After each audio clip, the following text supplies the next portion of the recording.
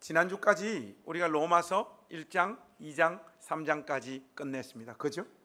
여러분들 어떤 로마서 강해가 이렇게 쭉 이어져 가는 과정 속에 어떤 개념들이 여러분들 안에서 이렇게 좀 잘 정리되고 있습니까? 제가 우리 낮은당 교회 가족들에게 꼭 부탁드리기는 로마서 강해가 다 끝날 때까지 로마서를 50번 내가 읽어보겠다, 이런 마음으로 반복해서 로마서를 계속 읽으면서 이 로마서 강해를 좀 따라오시면 좋겠어요. 분명히 그렇게 하다 보면 여러분들에게 어떤 개념들이 확실하게 이렇게 좀 잡힐 거예요. 그러면 거기에서 여러분의 어떤 신앙관도 성경적으로 바뀔 뿐만 아니라 하나님을 아는 지식들이 여러분들 안에서 부쩍 성장하게 되는 경험을 하게 되실 겁니다.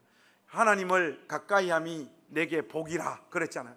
여러분, 하나님을 가까이 하는 방법이 뭡니까? 기도하고 예배드리고 시간 날 때 하나님 말씀을 읽는 거죠. 사람 관계도 자주 만날수록 가까워지잖아요. 자주 안 만나면 하나님과 가까워질 수가 없습니다. 하나님과 가장 가까워지는 방법이 기도하고 하나님 말씀 읽는 것, 가장 기본적인 것. 여러분 혹시 롱디라고 알아요? 롱디? 요즘 청년들이 하는 표현으로 롱디가 뭔가 하면 멀리 떨어진 상태에서 연애하는 거예요. 여러분들도 롱디 한번 해보셨어요? 롱디? 이런 이야기가 있어요. 연애를 하다가 남자가 일해야 되기 때문에 미국으로 출장을 갔어요. 1년 동안. 여자는 한국에 있고 하니까 얼마나 보고 싶겠어요. 매일 편지를 썼대요. 하루에 한 통씩. 사랑한다, 보고 싶다, 그립다. 매일 편지를 1년 동안 하루도 안 빠지고 편지를 보냈대요. 그 1년 후에 결과가 어떻게 됐냐? 우편 배달부하고 그 여자하고 결혼했다는 거 아니에요? 자주 만나니까. 지금 아직 무슨 말인지 알아듣지 못하는 분들이 계세요. 그러니까 여러분, 하나님 말씀을 가까이 해야 돼요. 그래야지 여러분들이 하나님을 아는 지식들이 자라서 하나님과 더 가까워지는 거예요.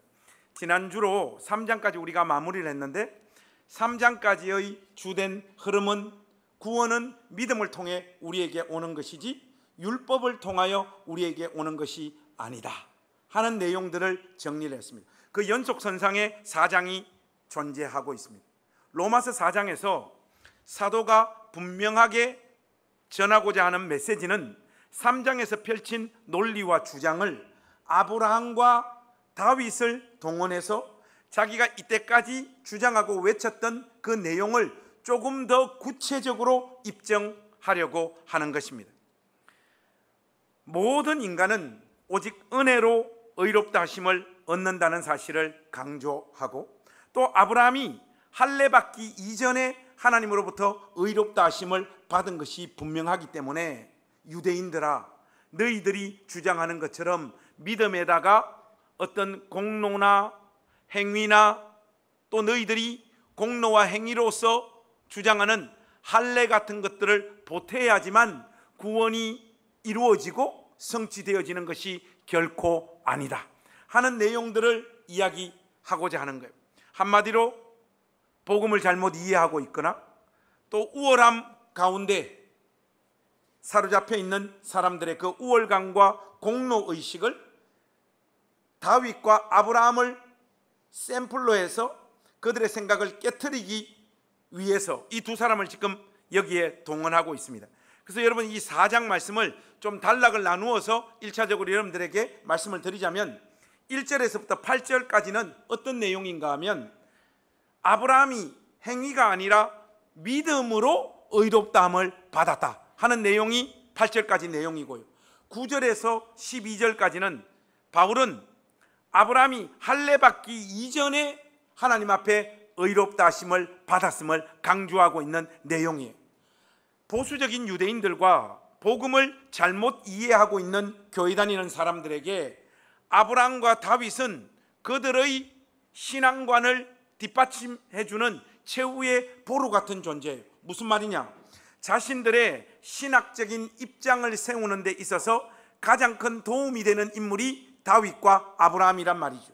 할례와 이런저런 헌신과 충성과 율법을 수용해야 하나님의 백성이 된다는 것을 아브라함과 다윗을 통하여 자기들 나름대로 입증하고 있기 때문입니다.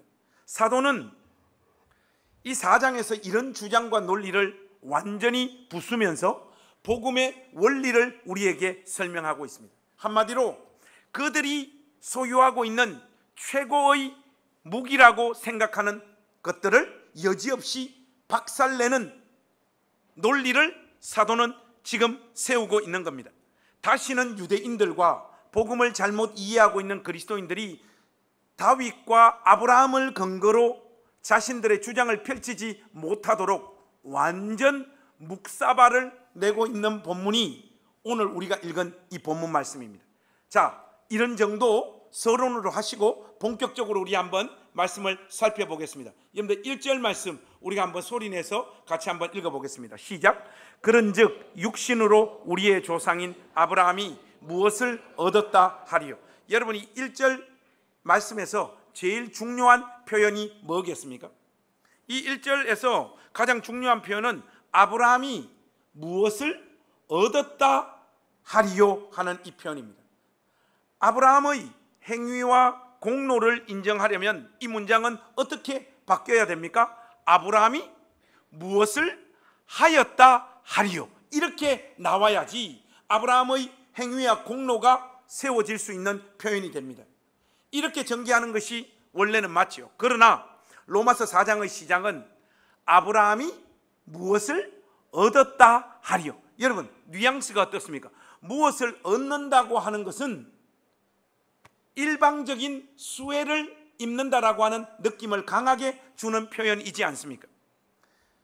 그러면 이 시점에서 아브라함이 하나님으로부터 얻게 된 복의 내용은 무엇인가 하는 질문이 생길 수밖에 없습니다. 그것에 대한 답이 2절이에요. 자, 2절은 제가 한번 읽겠습니다. 여러분들 눈으로 따라오십시오. 만일 아브라함이 행위로서 의롭다 하심을 받았으면 자랑할 것이 있으려니와 하나님 앞에서는 없느니라, 이렇게 말하고 있습니다. 사도는 만약 아브라함이 특정한 행위로 하나님 앞에 의롭다함을 받았다라면 자랑할 것이 있을 것이다, 이렇게 말합니다. 그러나 아브라함의 그 의로움은 행위를 통해서 주어진 것이 아니기에 하나님 앞에서 자랑할 수 없다라고 못을 받고 있습니다. 한마디로 아브라함에게는 자랑할 게 없습니다. 적어도 이 로마서의 흐름에서 보자면 아브라함은 우리의 신앙의 모범도 아니고 우리의 신앙의 영웅도 아니고 귀감이 되고 배울 만한 어떤 신앙을 소유한 인물이 아닙니다. 아브라함이 여기에 지금 등장하고 있는 이유는 심하게 말하면 저런 인간도 하나님께서 구원하셨다, 이걸 샘플로 보여주는 거예요. 여러분, 이 단에서 하나님 말씀을 전하고 매주 하나님 편을 드는 이 역할을 감당하는 목사가 된 것, 이것은 여러분하고 저하고 사이에 뭔가 구별될 만한 거룩하고 아름답고 영광스럽고 저쪽에서 준비된 무언가가 있기 때문일까요? 아닐까요? 여러분이 아니라고 하시면 안 되죠. 우리 목사님에게 그래도 뭔가가 있기 때문에 하나님께서 저 자리에 세웠지 않을까? 그게 아닙니다, 여러분. 저는 목회자로서 낯간지러울 때가 좀 있어요. 그때가 언젠가 하면 어떤 목사님들이 내가 이 하나님 말씀을 전하는, 목회하면서 내 평생을 살기 위해서 나는 정말로 많은 것들을 포기하고 하나님 앞에 이런 것까지 나는 헌신하며 이 길을 왔다라고 이야기하는 사람들 보면 낯간지러워요. 여러분, 그렇지 않습니다. 우리는 뭔가를 포기하고 뭔가를 희생하고 울면서 그것들을 못하면서 이 자리에 온 사람이 아니라 그리스도의 영광스러운 복음을 선포하고 전하는 이것이 내 평생 가장 아름답고 영광스러운 일이기 때문에 기쁨으로 이 자리에 와 있는 거예요. 내가 이 자리에 와 있는 것은 내 쪽에 준비되어진 뭔가가 있기 때문이고 태생적인 어떤 자질이 있어서 이 자리에 서 있는 것이 결코 아닙니다. 아브라함이라고 하는 인물이 지금 여기에 등장하고 있는 이유도 똑같습니다, 여러분. 다시 한번 분명하게 여러분들에게 말씀드립니다. 아브라함은 믿음의 탁월함을 우리에게 모범으로 보여주는 존재가 아니라 하나님의 은혜를 입은 자로서의 그 생생한 모습을 우리에게 보여주는 존재입니다. 그것이 로마서 1장에서 3장의 흐름에서 보자면 맞는 해석이에요. 여러분, 로마서에서 말하는 믿음의 개념을 여러분들이 분명히 잡으셔야 되는데, 로마서에서 말하는 믿음은 하나님께서 우리에게 베푸신 은혜와 일하심이 너무나 선명하고 분명해서 인간들이 그것을 인정할 수밖에 없는 하나님의 일하심의 결과이지, 우리가 구원을 받거나 얻어내기 위한 하나의 조건으로 내가 예수를 믿었다 하는 개념이 아니에요. 부연하자면 로마서에서 말하는 믿음이란 우리 쪽에서 결단하여 무언가를 믿기로 작정한 어떤 행위가 아닙니다. 그래서 나는 믿었고 저 사람은 안 믿었고, 나는 믿었기 때문에 구원받고 저 사람은 안 믿었기 때문에 구원받지 못한다라고 하는 믿음을 하나의 행위나 공로로 여기는 차원에서의 믿음을 로마서는 말하고 있지 않습니다. 우리가 결단하여 무언가를 믿기로 작정한 그 믿음을 로마서는 믿음이라고 말하고 있는 것이 아니라 하나님의 다가오심과 우리를 돌보심과 우리를 참아주심과 우리에게 베푸신 능력 앞에서 우리의 마음이 완전히 녹아진 상태, 그게 믿음이에요. 하나님의 위대하심과 자신의 초라함을 절감한 자들이 두 손을 들고 항복하여 주밖에 없습니다라고 고백하는 것이 우리의 믿음이에요. 몇 번 설교 예화로 여러분들에게 말씀을 들었습니다마는 그때 주무셨던 분들이 있기 때문에 한 번 더 반복하겠습니다. 우리 교회적인 행신에서 울산으로 내려온 선재 형제 있잖아요. 오늘 또 애들 둘 데리고 이렇게 왔더라고. 지금 넷째가 태어나서 지금 몸 회복 중에 있는데, 미래하고 막내 아들. 인간이요, 거기 있을 때 우리가 아주 남다르게 잘 지냈단 말이죠. 근데 우리 선재가 여기 와서 간증도 했지만은 갑자기 어느 날 사라져 버리는 거예요.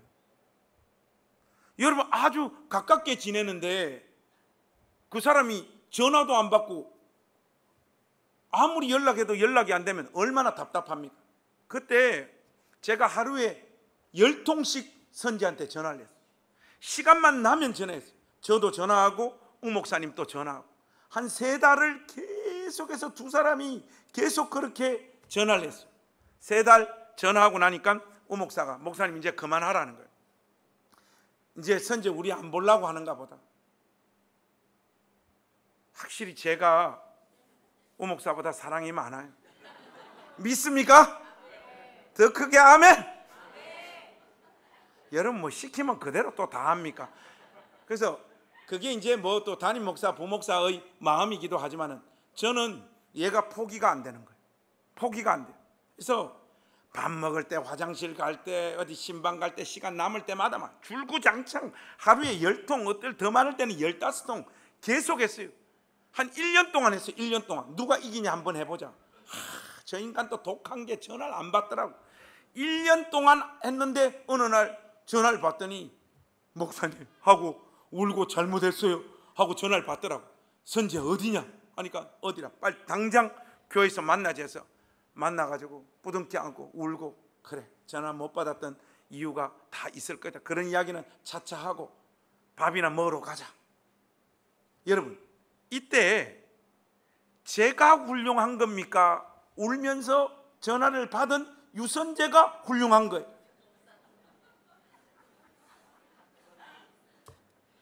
제가 훌륭한 거예요. 여러분, 유선재가 전화 받은 거는 별거 아니에요. 그거는 야말이 있는 인간이면 받아야 되는 거예요. 우리의 믿음이 그와 같은 거예요. 여러분, 우리를 향한 집요한 하나님의 일하심, 우리를 포기하지 않는 하나님의 열심, 우리가 죄 가운데 뒹굴고 있고 하나님을 향하여 전혀 무관심인 상태에도 하나님은 우리를 포기하지 않으신 거예요. 그 상황 속에서 우리는 이렇게도 살고 저렇게도 살고 죄도 짓고 하나님을 향해서 무관심합니다. 그러나 우리를 추적하시는 하나님은 멈추지 않으셨던 거예요. 도망가고 죄 짓고 내 멋대로 살다가 도저히 하나님을 부인할 수 있는 방법이 내 양심상 찾기가 어려운 거예요. 그때 두 손 들고 하나님 앞에 항복한 거, 그게 믿음인데, 그 믿음을 어떻게 내가 믿었다라고 하는 나의 공로로 간주할 수 있냐 말이에요. 지금 사도 바울이 아브라함을 등장시켜서 말하고 있는 믿음이 바로 그와 똑같습니다. 아브라함과 다윗이 수많은 헌신과 충성을 보이는 이유는 간단해요. 하나님의 위대하심과 능력을 확인하였기 때문이고, 하나님께서 베푸신 은혜에 대한 지극히 정상적인 반응일 뿐입니다. 우리의 시각에서 보자면 아브라함과 다윗이 하나님의 영광을 위하여 수고한 것, 멋있어 보이고 아름다워 보이고 대단해 보일지는 모르겠으나, 은혜를 입은 당사자는 그것을 자랑하거나 나팔 불지 못합니다. 왜냐하면 그건 역시 주가 베푸신 은혜의 역사이기 때문에 그렇습니다. 이런 시각과 관점으로 아브라함의 생애와 그의 믿음을 봐야 하는 거예요. 하나님께서 얼마나 그에게 분명히 역사했기에, 하나님께서 그를 얼마나 단단히 붙잡고 계셨기에, 하나님의 돌보심과 함께 하심이 얼마나 세심하셨기에 아브라함 같은 인간도 항복하고 하나님을 믿을 수밖에 없었는가. 그런 시각으로 아브라함의 믿음을 봐야지, 아브라함이 믿었다라고 하는 그 믿음 자체를 높이거나 그것을 하나의 공로로, 우리의 어떤 믿음의 샘플로 바라보고 이해하는 것은 로마서가 말하는 믿음에서 완전히 잘못된 생각을 하고 있는 거예요. 안 믿으려고 해도 안 믿을 수 없을 만큼의 하나님의 일하심과 능력을 직접 보여주신 결과가 아브라함의 믿음입니다. 여러분, 이해가 되십니까? 우리가 일반적으로 아브라함은 믿음의 조상이다 그렇게 말해요. 여기까지는 좋아요. 그런데 믿음의 조상으로 그를 인식하면서 그의 수고와 헌신, 남다른 신앙과 행보에 초점을 맞추어서 그의 생애를 이해하고 해석하는 것은 성경에서 말하는 바가 결코 아닙니다. 이런 설명들이 전적으로 잘못된 설교라고 말할 수는 없지만은, 적어도 로마서의 문맥의 흐름에서 보자면 아브라함을 이런 존재로 높이는 것은 옳지 않습니다. 아브라함은 그런 차원에서 지금 샘플로 등장하고 있는 인물이 아닙니다. 하나님께서 인간의 운명을 우리들의 조건과 자격에 의하여 결정하지 않으시고, 하나님 당신의 신실하심과 복주심과 사랑 많으심과 모든 것을 다 쏟아부시는 사랑을 통해서 우리의 운명을 결정하겠다라고 하는 상징과 그 대표로서 아브라함이 지금 등장하고 있는 거예요. 그래서 여러분 4장 3절 말씀 한번 보십시오. 4장 3절은 우리가 한번 한 목소리로 같이 읽겠습니다. 4장 3절 시작. 성경이 무엇을 말하느냐? 아브라함이 하나님을 믿음에 그것이 그에게 의로 여겨진 바 되었느니라. 여러분, 여기 보면 아브라함이 분명히 하나님을 믿었다라고 말하고 있습니다. 이 말씀은 창세기 15장 6절에 있는 말씀을 사도 바울이 지금 인용해 가져온 거거든요. 여기서 말하는 하나님을 믿었다라는 말은 다른 어떤 것이 아니에요. 하나님께서 아브라함에게 너의 후손을 하늘의 별과 같이 바다의 모래와 같이 창성케 하리라, 하나님께서 그 말씀을 하셨는데, 이 약속을 아브라함이 믿었다라는 거예요. 이 상황에서 보자면 아브라함의 아내 사레는 아이를 낳을 수 없는 조건에 있는 여자입니다. 나이 들어가지고 경수가 다 끊어져서 이제 아이를 놓을 수가 없는 여자란 말이죠. 그 상황에서 하나님의 약속을 믿었으니 아브라함은 참 복된 믿음을 가지고 있고, 그것을 근거로 하나님이 그를 의롭게 여기신 것이라 우리가 이렇게 일반적으로 생각합니다. 아브라함은 참 믿음이 대단한 사람이었구나. 아이를 낳을 수 있는 조건이 안 되었는데도 불구하고 하나님께서 약속하시니 그 약속을 믿었더라. 이런 분위기로 우리가 그 말씀을 독해하고 읽어냅니다. 그렇지 않습니다, 여러분. 아브라함이 하나님을 신뢰하고 믿기까지 과정이 있습니다. 수많은 실수와 불순종을 행한 사람이 아브라함이잖아요. 이 자리에 오기까지 마침내 하나님의 오랜 기다림과 인내 끝에 아브라함은 온전히 하나님을 믿고 따르는 사람이 된 거예요. 하나님의 자비와 은혜, 그분의 초인적인 기다림이 없었더라면 아브라함은 하나님의 약속을 믿는 자리에 설 수 없는 자였습니다. 여러분 한번 보십시오. 먹을 것 얻기 위해 애굽으로 내려가잖아요. 거기서 어떤 일을 합니까? 그 일로 자기 아내를 팔아가지고 자기 목숨을 보존하려고 했던 자가 아브라함이 순 쌍놈이잖아요. 저는 적어도 그렇지 않습니다. 여러분은 아브라함보다 더 훌륭한 목사님을 담임 목사님으로 지금 데리고 있는 거예요. 뭔 또 아멘이야.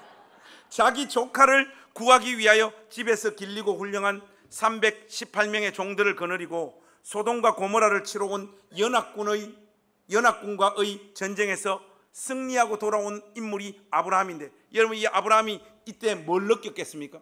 여러분 자유주의 신학자들은요 이 장면을 가지고 이 성경 다 구라고 뻥이라고 이야기하는 거예요. 어떻게 집에서 길리온 318명을 가지고 한 나라의 군대, 그것도 연합군하고 싸워서 어떻게 이길 수 있냐는 거예요. 전문적으로 군사훈련 받은 사람도 아니고 집에서 길리온 종들 데리고 나가서 한 나라의 군대와 싸워서 어떻게 이깁니까? 도저히 불가능한 거 아닙니까? 그래서 이성을 강조하는 자유주의 신학자들은 성경은 이거 다 사실이 아니고 그냥 신화다 이렇게 이야기하잖아요. 그럼 우리는 다르게 믿습니다. 이 일이 실질적으로 있었다고 믿는 사람들입니다. 왜? 318명의 아브라함의 종들의 능력과 전투력으로는 승리할 수 없었던 그 승리가 이런 존재들을 붙잡아 하나님께서 일하시면 얼마든지 승리를 가져올 수도 있다라는 것. 아브라함은요 자기의 삶과 인생에서 이런 말도 안 되는 일들이 실질적으로 이루어지는 모습들을 보시며 하나님의 능력을 맛본 사람입니다. 그 모든 경험들을 통해서 마침내 하나님이 누구신지 아는 자리에 아브라함이 서게 된 거예요. 그 결과가 하나님을 신실하게 믿는 자리에 서게 된 것으로 나타나고 있는 것이죠. 믿음을 가진 순간에도 저와 여러분은 하나님을 향한 순수한 마음을 가지기보다는 죄를 반복해서 짓는 자들이지 않습니까? 아브라함 역시 마찬가지였습니다. 하나님을 믿었음에도 불구하고 그 가운데서도 온전했느냐? 아브라함 온전 안 했잖아요, 여러분. 하나님의 약속이 말한 대로 속히 이루어지지 않습니다. 자식이 빨리 생기지 않으니까 아브라함이 어떤 선택을 합니까? 아내의 말을 듣고 다른 여자를 통해 가지고 이스마엘을 낳은 존재가 아브라함이지 않습니까? 그 모든 과정을 통해 아브라함은 성숙해 갔고 하나님에 대한 감각이 조금씩 자라갔고 그 가운데서 하나님께서 자기를 향하여 얼마나 참으시고 기다리시고 세밀하게 자기를 끌어안고 자기의 인생을 걸어가고 계신가를 마침내 깨닫고 하나님을 신뢰하는 사람이 되었던 것입니다. 그 모든 과정을 통해 아브라함은 자신과 자신의 가문을 통해 온 세상을 구속하실 그리스도께서 이 땅에 오실 것을 믿고 확신하는 자리에 서게 되었고 그 일을 위해 자기의 전 생애를 하나님 앞에 드릴 수 있는 존재가 되었던 것입니다. 이게 우리의 믿음의 성격을 보여주는 아브라함의 믿음입니다.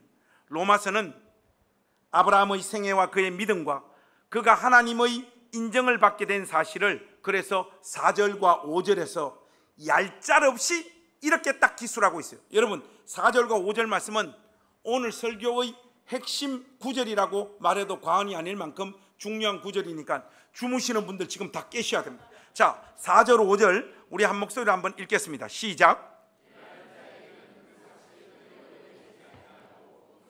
여겨지거니와 아니할지라도 경건하지 아니한 자를 의롭다 하시는 이를 믿는 자에게는 그의 믿음을 의로 여기시나니. 여러분 바로 이겁니다. 일하는 자에게는 그 싹시 자기가 흘린 땀의 대가와 보상이죠. 다 그렇게 생각을 하죠. 내가 노가다 뛰었기 때문에 오늘 일당 20만 원 벌었다 이렇게 다 생각합니다. 당연한 거죠. 그러나 그 어떤 인간도 하나님을 위해 희생하고 헌신하고 충성을 감당해서 하나님의 은혜를 받았다라고 주장할 수 없습니다. 오고 오는 그 어떤 세대, 그 어떤 신자, 그 어떤 하나님의 백성도 자기의 수고를 내세워 이것을 근거로 나는 하나님의 은혜를 받아 누린 사람이라고 말할 수 없어요. 아브라함 역시 예외가 아닙니다. 성경은 분명하게 말하고 있습니다. 아브라함 역시 하나님 앞에서 경건치 아니한 자였고 실수투성이었고 의심이 많았고 죄를 지었고 복받을 만한 어떤 행동도 하지 않았다라고 성경은 말합니다. 그러나 신실하신 하나님은 그에게 은혜를 베풀어 주셔서 그의 믿음을 의로 여겨 주시고 있는 거예요. 이게 성경에서 말하는 은혜입니다. 여러분 지금 예수님을 여러분의 구세주와 주님으로 분명히 믿고 계시죠. 그럼에도 불구하고 여러분의 믿음이 지금 온전합니까? 온전하지 않습니다. 아브라함하고 똑같습니다. 여러분 경건한 하나님의 사람입니까? 의심 안 합니까? 죄 안 짓습니까? 여러분들이 복받을 만한 어떤 행동들을 하나님 앞에서 감당하시냐고. 어떤 분이 예수 믿어도 삶이 극적으로 안 바뀌잖아요. 극적으로 안 바뀌는 정도가 아니라 내가 하나님 안 믿는 사람보다 내가 하나님을 신실하게 믿어서 이 땅에서 뭐 조금이라도 더 나은 은혜와 복을 전혀 받는 것 같지가 않습니다. 이렇게 이야기하는 분들 계세요. 제가 봐도 맞아요. 근데 여러분 이게 얼마나 무지막지한 말인가 하면 진짜 하나님 사랑하고 자기 실체를 아는 사람은요, 내가 지금 복 받고 은혜 받고 안 받고를 떠나가지고 여러분 우리의 행실로 하자면 오늘 비도 많이 오는데 집에 갈 때 벼락 맞고 뒤져야 되잖아. 우리가 지금 또 하나님 앞에서 범죄하고 있는 우리의 죄의 모습들, 죄의 깊이와 그 넓이를 있는 그대로 하나님께서 판단하신다고 하면 여러분 우리가 지금 목숨을 부지할 수 있는 인간입니까? 저는 솔직히 자신이 없어요. 여러분 자신이 있으십니까? 우리에게 지금도 베풀어주고 있는 하나님의 은혜와 하나님의 기다리심을 애끓는 그 사랑을 볼 수 있는 우리 나전단교회 가족 되시기를 주님의 이름으로 부탁합니다. 사도는 지금 유대인들이 아브라함이 하나님 앞에서 의롭다고 인정받는 이유로 생각했던 그의 헌신과 충성과 믿음과 신실함을 사도는 지금 모조리 다 박살내고 있습니다. 더 나아가 유대인들의 또한 자랑이 있습니다. 아브라함 말고 누굽니까? 다윗입니다. 여러분들 울산에 자랑스러운 인물이 두 사람이 있습니다. 한 분이 울주구의 조용기 목사님, 그리고 한 분이 우정동의 김관성입니다.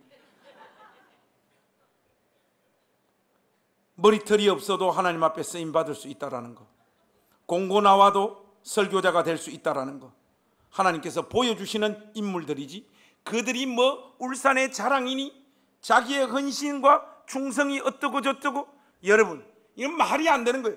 기독교는 이런 거 없습니다. 제가 어떤 교회 가면 그 역대 그 담임 목사님 사진들을 이렇게 걸어놓은 교회가 있더라고요. 뭐 저처럼 이렇게 삐딱한 사람은 그게 안 좋게 보이는 게 사실입니다만은 나름의 이유가 있겠죠. 여러분 그 교회 그곳에서 목회했던 목회자의 사진을 걸어놓는 게 이게 과연 성경적이냐? 저로서는 동의하기가 어렵습니다. 설교자는 외치다가 사라지는 거예요. 우리 8주년 행신교회하고 연합예배 우리 드렸잖아요. 그날 또 제가 다시는 행신교회 오지 않겠다 예배 시간에도 말했습니다만 끝나고 성균이한테 그랬어요. 성균아, 말 그대로 난 다시 여기 안 온다. 그러니까 이 구석구석 남아있는 나의 모든 흔적 다 지워라. 근데 그걸 또 되게 진지하게 이야기하면 재미가 없잖아요. 목사님 어떻게 지워요? 간단하다. 이번 주 기도회 때부터 주여 3창 시작해라. 내가 안 하던 거 다 해라. 그리고 날 다 지워라. 그리고 내가 개척해가지고 여기 와 있던 사람들 있잖아, 상처 줘서 다 교회 내쫓아보내. 그리고 물을 싹 바꾸어서 행신교회에 김관성 흔적을 다 지워라. 후배의 역할은 뭐냐? 선배 어깨 위에 올라타서 선배를 뛰어넘는 거야. 제가 생각해도 너무 멋있는 말을 해요. 기독교회 안에는 사람이 영웅이 되거나 사람이 샘플이 되면 안 됩니다. 아브라함도 그런 차원에서 지금 제시되어지고 있는 인물이 아닌데, 이런 차원에서 한 인물을 더 등장시키고 있습니다, 사도 바울이. 그 누군가 하면 다윗이에요. 그래서 다윗을 통해 가지고는 죄의 문제와 이런 문제를 연관시키고 있는데, 6절에서 8절 말씀 우리 한 목소리로 한번 읽어보겠습니다. 시작. 일한 것이 없이 하나님께 의로 여기심을 받는 사람의 복에 대하여 다윗이 말한 바, 불법이 사함을 받고 죄가 가리워짐을 받는 사람들은 복이 있고 주께서 그 죄를 인정하지 아니하실 사람은 복이 있도다 함과 같으니라. 여러분, 이번에는 일한 것이 없이 하나님께 의로 여기심을 받는 측면을 죄 사함과 연결하고 있습니다.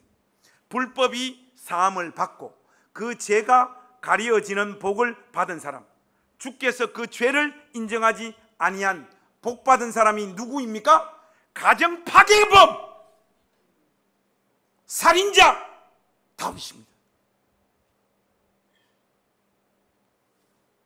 가정 파괴범 맞잖아요. 살인자 맞잖아요. 여러분, 한번 생각을 해보세요. 제가 가정 파괴범이고, 제가 오늘 교회 오다가 누가 크락션 울려가 살짝 열받아서 가서 원투 스트레이트 몇 방 놓고 옆에 있는 과일 깎는 칼이 눈에 발견되어서 자꾸 흔들어서 찌르고 와서 한 명 죽이고 오면 여러분, 저 용서하시겠습니까? 이 단에 저를 세우시겠습니까? 다윗이 실질적으로 그런 인간이잖아요. 여러분, 성경이 분명하게 그렇게 말하고 있잖아요. 실제로 이 말씀은 시편 31편 1절에서 2절 말씀을 인용한 건데, 여기서 우리가 주목해야 되는 단어가 하나 있습니다. 여러분, 본문 말씀 6절 말씀 한번 보세요. 6절 말씀에 보시면 여기심을 받은 사람의 복, 이렇게 표현되어 있습니다. 로마서 4장에서는 유독 어떤 단어가 많이 나오는가 하면 여기다 하는 단어가 반복되어집니다. 3절과 5절에서 사용되어진 그 단어가 이 6절에서 다시 사용되어지고 있습니다. 헬라어로 보면 이 여기다라고 하는 이 단어는 우리나라 말로 기가 막히게 잘 번역된 단어예요. 뭐뭐로 치다, 뭐뭐도 간주하다, 이런 뜻입니다. 그러니까 아브라함의 믿음은 그를 의롭다고 선언해 준 거고 간주해 준 것이지, 그가 객관적인 시각에서 볼 때 의로운 존재가 되었다라는 말은 아니에요. 여러분, 그렇게 간주해주고 여겨주는 것이에요. 다윗의 얼룩진 삶도 불법이고 명백한 죄이지만 그 죄를 죄로 여기지 않는다는 뜻입니다. 그런데 여러분, 이런 은혜를 받은 사람이 있잖아요. 이런 은혜를 입은 자들의 특징이 반드시 하나 있습니다. 그게 뭐냐? 진실하게 자기 자신을 보게 된다는 거예요. 자기 자신이 누군가를 객관적으로 정직하고 있는 그대로 확인하게 된다는 거예요. 여러분, 이 복된 주일날 우리 자신들을 하나님 앞에서 솔직하게 드러내 봅시다. 우리 교회에서 이렇게 만나는 이 모습만큼 그렇게 우아하거나 멋진 사람 아니잖아요. 우리 옆에 가족들에게 솔직하게 서로 한번 고백합시다. 자, 2명씩 한번 쫙 한번 지어보세요. 이렇게 한번 내 생각보다 좋은 인간 아니다, 이렇게 한마디 하십시오. 자, 한마디 더 합시다. 이렇게 구체적으로 입 열어가 크게 하세요. 네가 생각하는 것보다 내 훨씬 더 악한 인간이다, 그렇게 한마디 하고.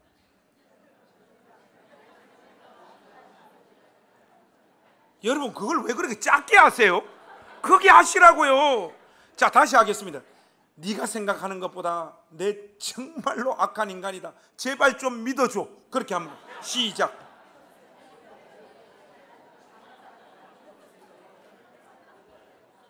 자, 그렇게 믿어달라는 형제와 자매에게 우리가 이렇게 말합시다. 내 이미 알고 있었다. 이렇게 빨리 한 말씀. 여러분, 이런 은혜를 입은 자들의 특징이 바로 그거예요. 진실하게 자기 자신을 보게 되어집니다. 여러분, 그냥 겸손의 고백이 아니라 저는 이 단에 서서 하나님 말씀을 전하면 안 되는 인간이에요. 우리 집사람 사모하면 안 되는 인간이에요. 제가 정말 악하다는 걸 이 세상에서 제일 잘 아는 사람이 우리 집 사람인데, 그녀가 제일 악하다는 걸 아는 사람도 접니다. 그러나 우리 둘이도 서로의 죄의 깊이와 넓이를 다 알지 못해요. 여러분 모습이 있는 그대로 다 드러나고 까발려지면 고개 들고 살 수 있는 인간 여기 어디 있습니까, 여러분? 이게 얼룩질 삶에도 불구하고 그 죄를 죄로 여기시지 않는 하나님의 은혜를 경험한 자의 진실한 고백입니다. 자신의 믿음이 의롭다고 인정받는 그 순간도, 죄를 지었지만 정죄받지 않는 그 순간에도 그것이 자기의 진짜 모습, 자기의 실상이 아니라는 걸 우리는 알잖아요, 여러분. 단지 자기의 죄가 자기에게 돌려지지 않는 것임을 아는 자이고, 자신이 행한 어떤 일과 무관하게 하나님이 우리를 그냥 의롭다고 여겨주시는 것 뿐이라는 걸 우리가 이미 알고 있지 않습니까?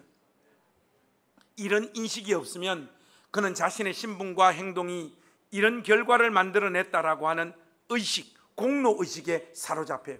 문제는 인간들의 사고의 경향이 이 모든 은혜들이 전적으로 자기가 행한 것이 아닌 것은 알지만, 그래도 어느 정도는 내가 이런 은혜를 받는 데 있어서 어느 정도는 기여한 게 있지 않겠느냐.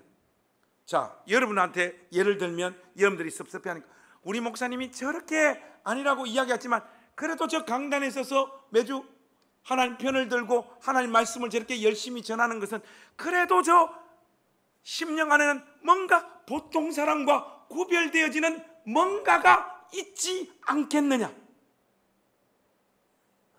맞아요, 안 맞아요?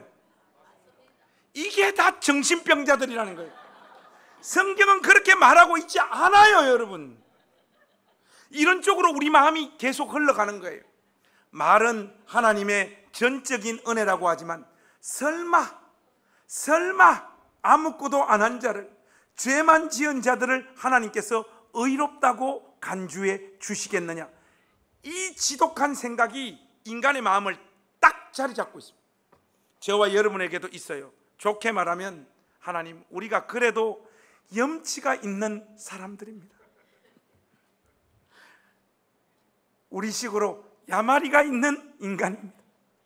이렇게 말할 수 있고, 나쁘게 말하면 우리를 목사님 너무 그렇게 무능하고 더러운 존재로 좀 몰아세우시면, 그렇게 안 해주시면 좋겠어요 하는 마음들이 있습니다. 이게 저 말이 아니고요, 개혁주의 신학자 싱글레어 퍼거슨이 온전한 그리스도라고 하는 책에서 이런 말을 합니다. 이 책이 한번 읽어보면 참 좋은데 책이 조금 내용이 어렵습니다. 그래도 여러분들 시간 되시는 분들 한번 읽어보세요. 여기에 이런 문장이 나와요. 율법주의적인 정신 혹은 행위 언약으로 끌리는 마음의 성향이 신자 속에 어느 정도는 여전히 남아있고, 여러분 여기서 행위 언약으로 끌리는 마음의 성향, 이게 무슨 말인가 잘 모르겠죠. 행위 언약은 뭔가 하면 하나님하고 인간 사이에 계약이 체결되었다는 거예요.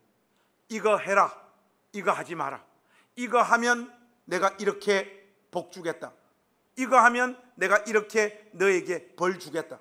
알겠습니다 하나님 하면서 하나님과 인간 사이에 맺어진 약속, 그것을 행위 언약이라고 하는 거예요.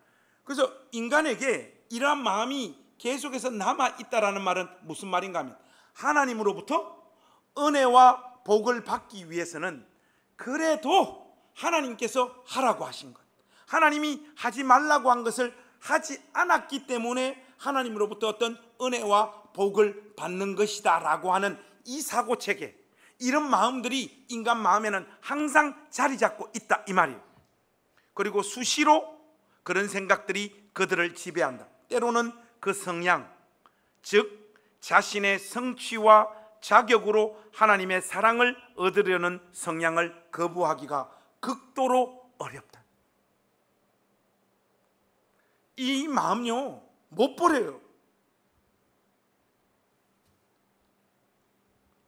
뭐 여러분들이 보통 헌금하는 거야 그냥 평상시에 헌금하는 건데, 어떤 분이 땅을 팔았어. 우리 교회도 주님 제발 그런 사람 좀. 땅을 팔았어. 근데 11조만 30억이야. 결단하면서 하나님 주님의 몸된 교회를 위해서 드립니다 해서 그분이 30억 교회에 딱 드렸어. 그분이 여러분이라고 한번 생각해. 솔직하게 30억을 교회에 드렸어.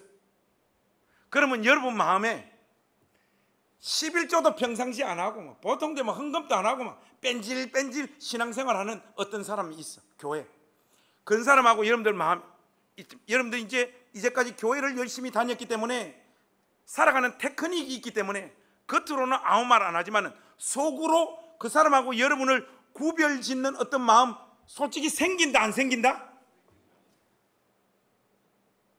생깁니다. 제가 목사잖아요. 여러분이 그냥 저는 매주 우스워요. 평신도잖아. 나는 목사고. 이런 마음들이요 인간 마음에는 가시지를 않는 거예요.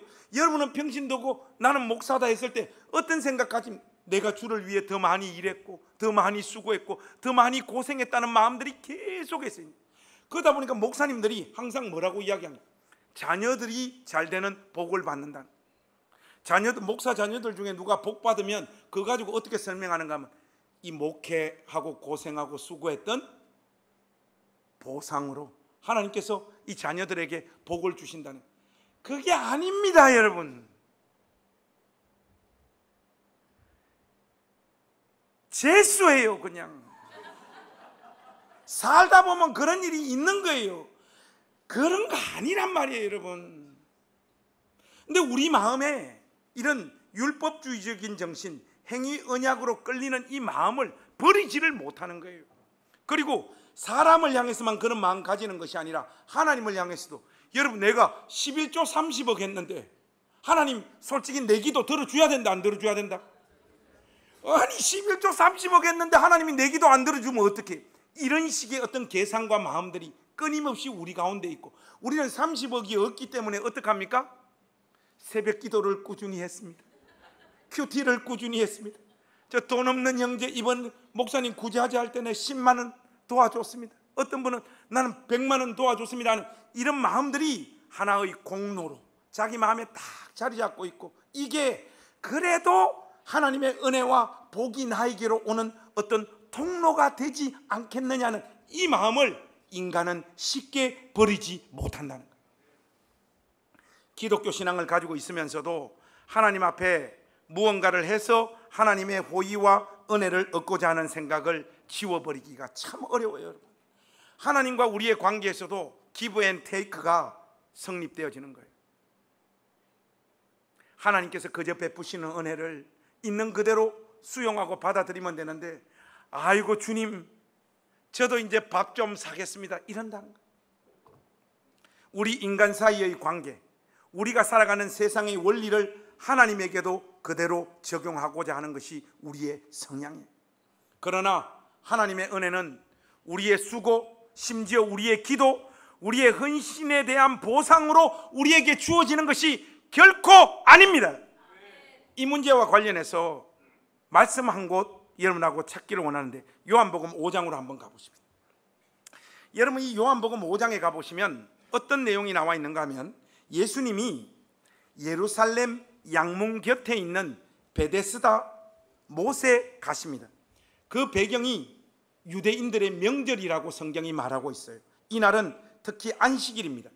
예루살렘 성벽에는 문이 여러 개가 있었는데 어문, 양문 등 짐승들의 이름을 딴 문이 있었는데, 양문 곁에 베데스다 못이라고 하는 곳이 있어요. 근데 여러분, 이 베데스다 못의 이름이 참 의미심장합니다. 은혜의 못, 자비의 못입니다. 여러분, 은혜란 뭐라고요? 자격이 없는 자들에게 베풀어주는 하나님의 호의가 은혜입니다. 못의 이름이 그런 의미에서 보자면 굉장히 의미심장합니다. 거기에 행각들이 있었고 그곳에 환자들이 많이 누워 있었어요. 그들은 연못에 물이 움직일 때 들어가려고 지금 레디고 준비하고 있는 사람들입니다. 왜냐? 천사가 가끔 내려와서 한 번씩 그 못에 물을 휘젓는데 그때 제일 먼저 연못 속으로 들어가는 사람은 자기의 병이 낫는다 하는 소문들, 풍설이 있었기 때문입니다.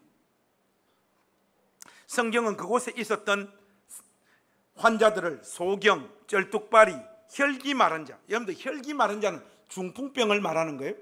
이런 사람들이 거기에 놓여 있다라고 말합니다. 이들을 향해서 예수님이 찾아오십니다. 자, 여러분 6절과 7절 말씀, 요한복음 5장 6절과 7절 우리 한번 같이 읽겠습니다. 시작. 예수께서 그 누운 것을 보시고 병이 벌써 오래된 줄 아시고 이르시되 네가 낫고자 하느냐? 병자가 대답하되 주여, 물이 움직일 때 나를 못에 넣어주는 사람이 없어 내가 가는 동안에 다른 사람이 먼저 내려가나이다. 여러분, 이 장면 이거 정말 너무 안타까워요. 이번에 로또 1등 놓친 것보다 더 안타까워요. 예수께서 그 누운 것을 보시고 벌써 오래된 줄 아시고 이르시되 네가 낫고자 하느냐? 예수님, 낫기를 원합니다. 일어나 걸으라고 한 말씀만 해주십시오. 그러면 끝이 나요. 그런데 병자가 대답하되 주여, 물이 움직일 때 나를 못에 넣어주는 사람이 없어 내가 가는 동안에 다른 사람이 먼저 내려가나이다. 여러분, 이거 얼마나 안타깝고 웃긴 이야기예요. 소경이 물이 동한 것을 어찌 볼 수 있으며 설령 물이 움직이는 것을 들었다고 해도 어떻게 그 방향으로 제대로 뛰어갈 수 있습니까? 쩔뚝발이가 조금 나을 것 같은데 그도 1등을 하기는 상당히 어려운 조건에 있는 사람이기 때문에 소망이 없습니다. 우샤인 볼트나 1등 하지. 38년 된 병자도 그 세월을 반복했기 때문에 38년이라고 하는 세월이 지금 지나갔던 거 아니겠어요? 자기들 쪽에서 가지고 있던 수단으로 연못에 1등으로 들어갈 수 없는 자들이 이들입니다. 1등으로 들어가 봐야 그거 다 소문이고 풍설이잖아요. 그렇지 않습니까? 이들의 비참함을 여러분 한번 보십시오. 자신들의 육신의 고통과 아픔뿐만 아니라 자기들이 생각하는 자기 방법에 빠져 있어요. 예수님, 그냥 저 고쳐주세요.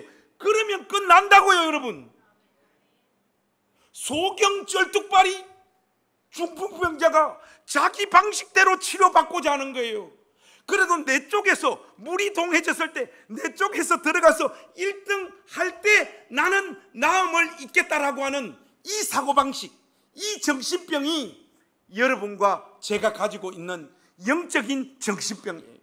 하나님으로부터 뭔가 은혜를 잊기 위해서는 내 쪽에서 뭔가를 해야 된다는 사고방식에 사로잡혀 있는 거예요. 이게 우리가 구원받는 일에 있어서도 말도 안 될 뿐만 아니라 우리 나그네 인생길을 통과함에 있어서도 여러분들이 하나님 위해서, 주님의 몸된 교회를 위해서 뭔가를 해야지만 여러분이 하나님의 은혜의 대상이 될 수 있는 것이 결코 아닙니다. 여러분, 제발 이런 사고방식에서 좀 빠져나오시는 우리 나전당 교회 가족 되시기를 주님의 이름으로 부탁합니다. 베데스다 연못에서 38년 된 병자를 고치신 이 기적은 한마디로 구원이라고 하는 것은 하나님의 구원의 역사에 인간들이 자신의 힘을 보태서 성취하고 이룰 만한 그 어떤 거리도 없다라는 것을 우리에게 분명히 하시는 말씀입니다. 의롭게 되고 구원받는 일에 철저하게 무능한 인간들, 자신의 행위로는 절대로 구원받을 수 없는 그 38년 된 병자가 바로 저와 여러분의 무기력한 이 모습이라는 사실을 기억하십시오.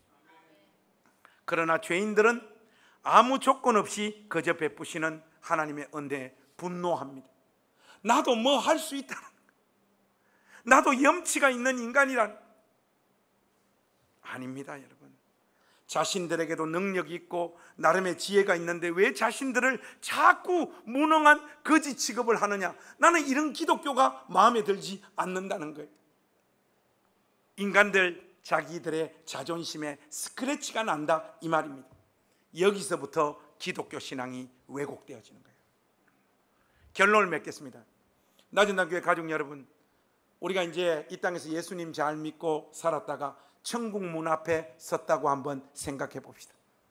이제 교회별로 하나님께서 심판하시고 천국에 들어갈 사람들 결정하는데, 나전단교회 들어오세요 해서 사도 베드로가 천국 문 앞에 딱 서 있습니다. 제가 지금부터 누구 이름 이야기할 때 상처받지 마시고, 예배 시간에 언급되어지는 이 이름은 다 천국 갈 사람들입니다. 천국 문 앞에 딱 섰습니다. 천국의 문지기가 우리 나전단교회 가족들 특정한 어떤 사람을 부르면서 그에게 묻습니다. 변장수, 내가 너에게 왜 천국 문을 넣어줘야 되냐니까. 우리 변장수 집사님이, 왜냐하면 저는 좋은 그리스도인이 되기 위해서 최선을 다했기 때문입니다, 이렇게 이야기합니다. 여러분, 이걸 행위 구원이라고 하는 거예요. 변장수 집사님은 연옥 천국 못 갑니다, 이러다면. 그러니까 이제 옆에 있었던 우리 배주 권사님이, 집사님 그게 아니야, 베드로 사도님, 왜냐하면 나는 하나님을 믿었고 그분의 뜻을 행하기 위해 노력한 사람입니다, 이렇게 이야기해요. 여러분, 이거는 믿음에다가 행위를 더하는 거예요. 배주 연옥 하니까 다 답답할 거 아니에요. 다 답답할 거 아니에요. 박선미가 마지막으로 났습니다. 권사님 그게 아니에요, 베드로 사도님, 왜냐하면 나는 내 마음을 다해서 하나님을 믿었기 때문입니다. 믿음이 행위가 된 거예요. 박선미도 연옥이에요, 여러분. 여러분, 이거는 전부 다 성경에서 말하는 믿음의 개념을 잘못 설명하는 거예요. 우리가 예수님을 믿습니다는 그 믿음은 딴 게 아니에요. 하나님의 그 집요하시고 애틋하시고 절대로 포기하지 않는 사랑 앞에 이 모양 저 모양으로 살고 죄 가운데 뒹굴고 내가 하고 싶은 대로 모든 경우의 수대로 다 살아보다가 그래도 포기하지 않고 내 옆에 와 계신 하나님의 사랑 앞에 녹아진 내 마음의 상태가 믿음입니다. 그러므로 우리는 예수를 믿었습니다 하는 그 고백조차도 우리의 자랑거리가 되지 못하는 거예요. 그 행동 하나, 그 고백도 우리의 자랑이 아니고 도저히 하나님의 이 놀라우신 사랑 앞에서는 믿을 수밖에 없는 존재가 된 것, 그 모습 그대로 하나님의 자비와 긍휼을 끌어안고 염치불구하고 하나님 품에 안기는 것, 이게 성경에서 말하는 믿음이에요, 여러분. 이 개념을 여러분들이 잘못 잡고 계시니까 성경에서 말하는 믿음의 제일 중요한 이 믿음의 개념을 잘못 이해하고 있으니까 늘 불안하고 근심하고 교만하게 되고 비판에 대해서 예민한 반응을 보이는 거예요. 여러분, 우리가 예수 믿습니다. 그리고 하나님께서 그 믿음을 가지고 우리를 의롭게 여겨주셨다. 이게 무슨 말인가 하면 이런 거예요. 아버지와 아들이 있습니다. 오늘 아들이 학교에서 성적표 받아왔습니다. 아들아, 성적표 한번 보자. 쫙 펼쳤습니다. 국어 23점, 사회 30점, 수학 37점,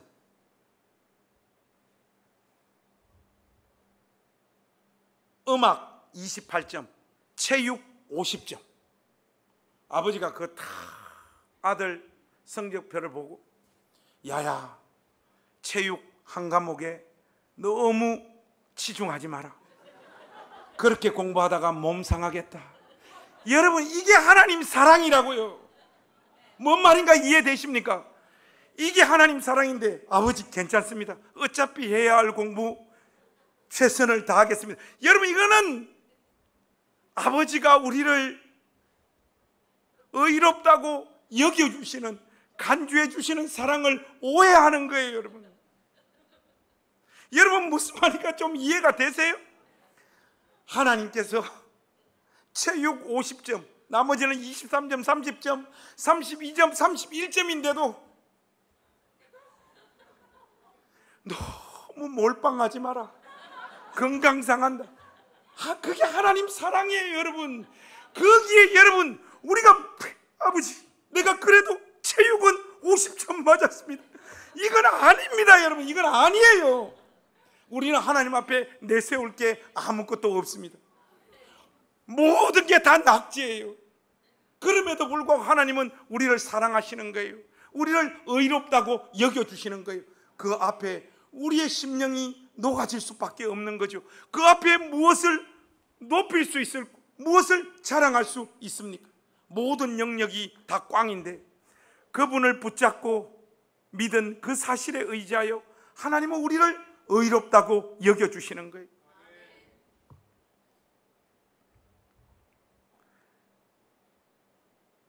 저의 설교의 특징이 뭔가 하면 끝난 듯 안 끝난다는 거예요. 진짜 끝을 내겠습니다. 고린도전서 15장으로 가서 오늘 우리 설교의 결론을 내겠습니다. 여러분, 제가 오늘 아브라함과 다윗을 통해서 여러분들에게 어떤 개념을 전달하려고 하는지 여러분들 이해가 되십니까? 좋습니다. 우리 고린도전서 15장 10절 11절 말씀이 오늘 설교를 그냥 딱 두 구절 말씀이 딱 잘 요약하고 있는 것 같아요. 우리 이 말씀 결론으로 우리 읽고 오늘 설교 마무리하겠습니다. 다들 찾으셨죠? 우리 크게 읽겠습니다. 시작. 내가 나된 것은 하나님의 은혜로 된 것이니 내게 주신 그의 은혜가 헛되지 아니하여 내가 모든 사도보다 더 많이 수고하였으나 내가 한 것이 아니요 오직 나와 함께 하신 하나님의 은혜로라. 그러므로 나나 그들이나 이같이 전파하며 이같이 믿었느니라. 여러분, 이게 믿음이에요. 누가 그래요? 목사님, 매주 설교 듣고 은혜 받고 다 좋은데 교회가 좀 걱정돼요. 왜요? 목사님처럼 설교하면 사람들이 헌신도 안 하고 헌금도 안 하고 안 해요. 안 그렇습니다. 여러분, 안 그래요. 하나님의 크신 사랑에 마음이 녹은 사람은 알아서 자원하여 하나님 앞에 마음과 인생을 드리게 되어 있습니다. 그것은 그냥 설교하는 목회자 그의 조바심과 불안함 뿐이지, 하나님께서는 은혜 주실 사람들에게 은혜를 주시고 진정한 은혜를 하늘로부터 맛본 사람은 헌금하라, 봉사하라, 충성하라 이런 메시지가 하나도 없더라도 자기 인생을 주를 위하여 드리고 헌신하는 자리에 선다고 저는 믿고 확신합니다. 너희도 이같이 믿었느니라 그렇게 말하고 있잖아요. 사랑하는 우리 낮은당교회 가족 여러분, 내가 예수님을 믿습니다 라고 하는 이 고백 속에 어떤 개념과 의미가 담겨 있는지 제가 오늘 목소리 높여 다윗과 아브라함을 등장시켜서 여러분들에게 설명드렸습니다.